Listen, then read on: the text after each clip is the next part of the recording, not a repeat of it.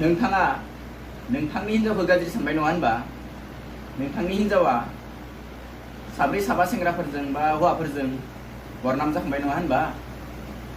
नोंथांनि हिन्जावा गाज्रि नङा, नोंथांनि हिन्जावनि रासियासो गाज्रि।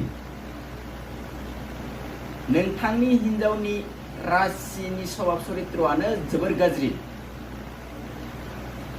जोबोर आथोन गेलेनो लुगैनाय रासिनि हिन्जाव मोनबाय नोङो। जोबोर आथोन गेलेनो लुगैयो नोंथांनि हिन्जावनि रासिया। नोंथांनि हिन्जावा खिन्थु गाज्रि नङामोन, नाथाय रासियानो गाज्रि जाहैबाय बिथांना। दा नोंथाङा बिथांखौ गाज्रि दुसिनो हानाय नङा, दुसिनो मोननाय नङा। रासियानि बेनोखा बिना। सिगांनो जुलि जानायनि सिगां नोंथाङा रासिखौ नायग्रोनांगौमोन। दा फस्थायनालाय मा मोनबावनो